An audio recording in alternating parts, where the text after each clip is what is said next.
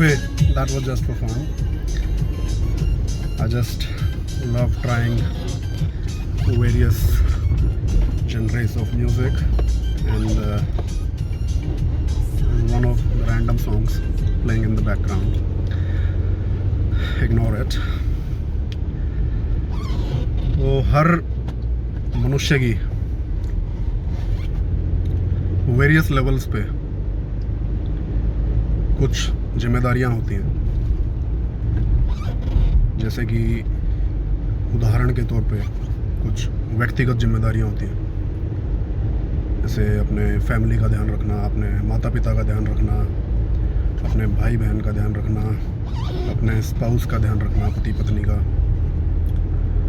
अच्छा, इसी तरह से कुछ व्यावसायिक जिम्मेदारियां होती हैं।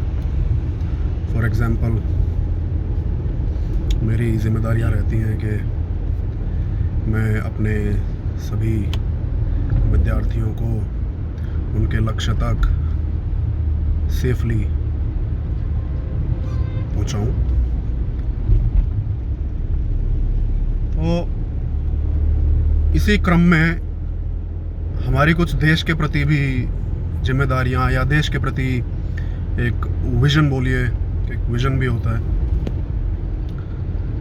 तो फिटनेस को लेके मेरा विज़न जो हमारे भारतवर्ष के प्रति है, वो मैं चाहता हूँ कि सब स्वस्थ हों। ख़ास तौर पे अभी मैं युवा वर्ग की बात कर रहा हूँ कि अपने स्वास्थ्य के चरम तक पहुँचें। जैसे सुकरात ने बोला था, ग्रीक फिलोसोफर, कि यदि आपने अपने स्वास्थ्य के चरम को नहीं देखा इस जीवन में, तो धिक्कार है आपकी जवानी पर। और उन्होंने क्या कहा था कि कोई भी सिटीज़न को ये अलाउड नहीं होना चाहिए कि वो एक्सरसाइज ना करे। It was a must for everybody in Greece. चलिए, ग्रीस की गाथा ख़त्म करते हैं। हमारे भारतवर्ष की भी बहुत गाथाएं हैं पुरातन काल की। Coming back to the point,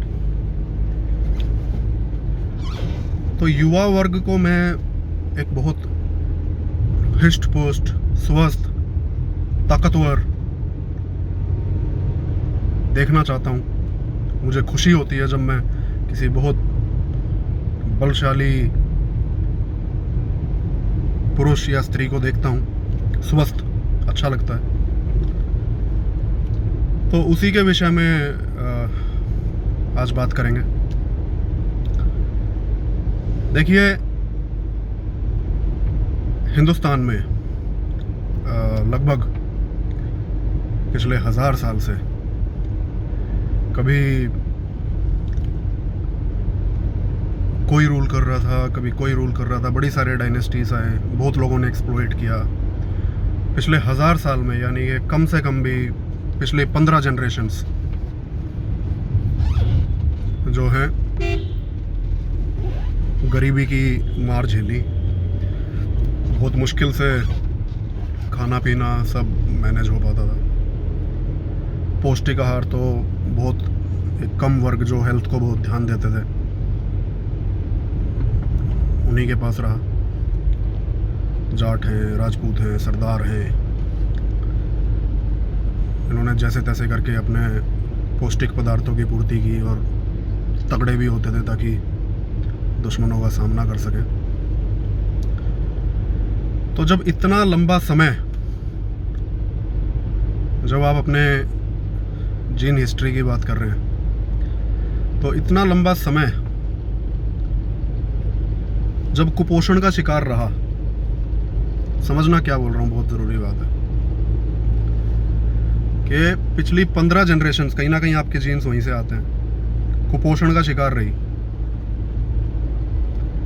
तो अब तगड़े कहाँ से हो गए? आपके लिए बहुत चैलेंजिंग काम हो जाता है तगड़े होना, जिसको एक्चुअली तगड़े मानते हैं। थोड़े 2, 4, 6 महीने के जिम से तगड़े नहीं होते। तो अगर हम तगड़े की बात कर रहे हैं, हम बात कर रहे हैं कि विश्व में सबसे तगड़े। जैसे हमारे यहाँ पे पुराने काल में योद्धा होते थे, भीम होता था, ऐसे कि सारे संसार में उसका कोई सामना करने वाला ना, ऐसे योद्धा, वीर योद्धा बनने की मैं बात कर रहा हूँ। तो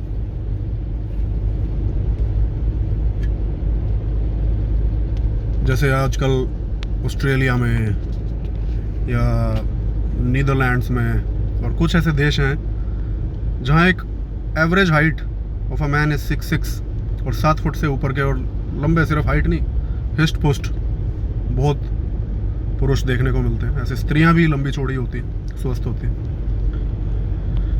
पीक परफॉर्मेंस, मैं सिर्फ कोई ऐसे दिखावटी बातें नहीं बोल रहा कि दिखावटी बॉडी बनाओ ये। पीक परफॉर्मेंस, आपके body should be able to perform well हर चीज़ में, काम में, अपने व्यक्तिगत लाइफ में, कभी किसी इमरजेंसी के सिनेरियो में। You should be prepared 24/7। अच्छा, तो वैसा मेरा विज़न है कि भारतवर्ष में दोबारा से एक जवानी की लहर आए और सब जवान युवा वर्ग बहुत अपने स्वास्थ्य के चरम तक पहुँचे। तो जी, अब आप जिम जाते हैं तगड़े होने के लिए, और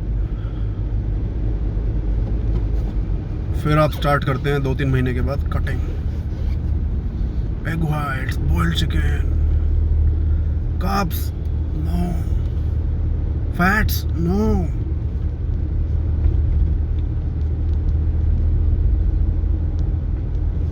कहाँ से तगड़े हो गए भाई?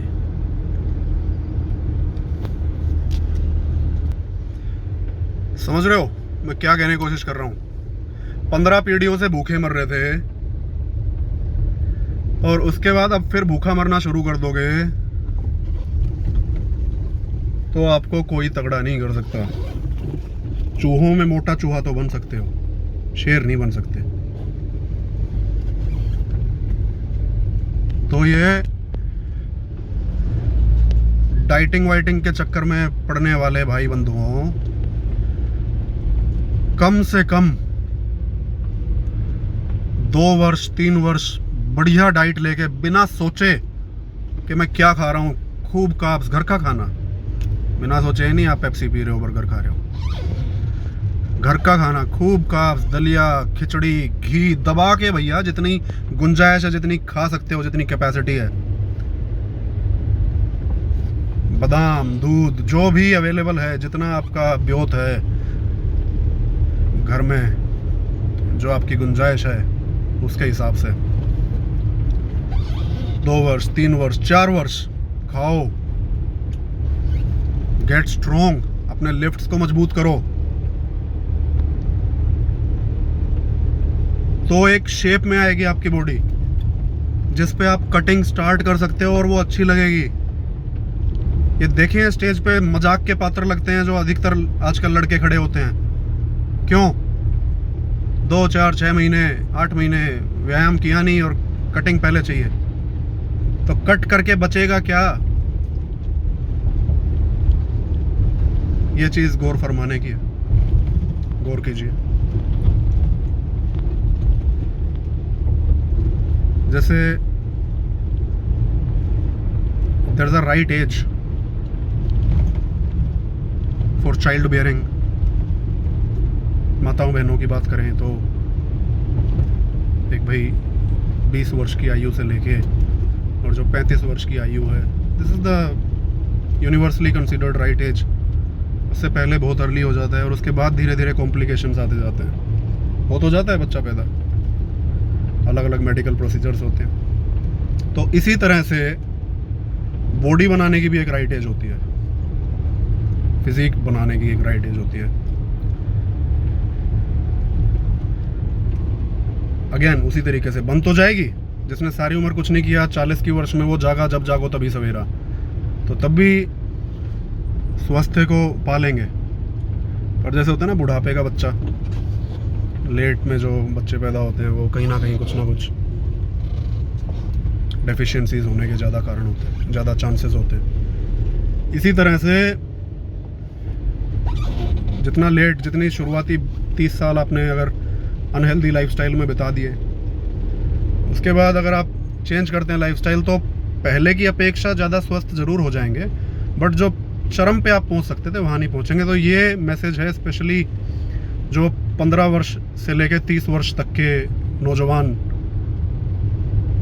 भाई बंधु बहनें हैं उनके लिए, कि खूब खाओ पियो, कटिंग की बहुत उम्र पड़ी है, खूब खाओ पियो, अच्छी डाइट लो, कोई जल्दबाजी मत करो, बढ़िया मेहनत करो, हर प्रकार का व्यायाम करो, स्विमिंग करो, दौड़ लगाओ, स्पोर्ट्स खेलो, व्यायामशाला में जिम में जाके भी सेंडो जी के डंबल उठाओ, हर तरीके का व्यायाम करो, परफॉर्मेंस भी निकालो, सिर्फ दिखने के व्यायाम में नहीं। और ये सप्लीमेंट में जाने में बहुत टाइम है। अगर आप 15 वर्ष की आयु में शुरू कर रहे हैं तो सप्लीमेंट कम से कम 7-8 वर्ष आपने मेहनत कर ली, उसके बाद सोचना। फिर और चीज़ों में जाने के लिए और बहुत टाइम है, ज़रूरत ही नहीं पड़ेगी अगर इतने आप समय से शुरू करते हैं। तो ये दूसरी चीज़, दूसरा मैसेज। तीसरा मैसेज कि फाइंड योर जी स्पॉट। अपने you are responsible for your own, जिस तरीके से you are responsible for your own pleasure, अभी मैं उस जी स्पॉट की बात नहीं कर रहा हूँ। Find your own G spot, your gaining spot. आप अपने प्लेजर के लिए खुद रिस्पॉन्सिबल होते हैं, उसी तरह से आप अपने गेन्स के लिए भी खुद रिस्पॉन्सिबल हैं। तो एक्सरसाइज सेम है, वही पुशअप्स हैं, वही चिनअप्स हैं, बट वो डिफरेंट बॉडी पे, कोई 5 फुट का है, कोई 5.5 फुट का है, कोई 6 फुट का है, कोई 6.5 फुट का है, अलग तरीके से काम करती हैं। तो आपको ये देखना है कि आपके बॉडी स्ट्रक्चर के हिसाब से वो मसल पे या वो एक्सरसाइज एग्जैक्टली कहाँ पे हिट कर रही है। तो आपको अपना स्वीट पॉइंट ढूंढना है जहाँ पे वो आपको इफेक्ट डाले। ये सबका डिफरेंट होता है, कोई बता नहीं सकता आपको कि वहाँ फील करो। जय Bholenath.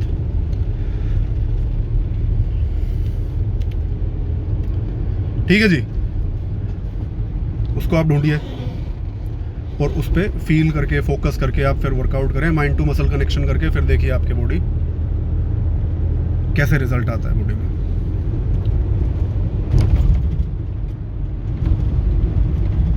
I think that's enough for the day. बाकी डिस्कशन कभी फिर करते हैं। राम राम, जय भोलेनाथ।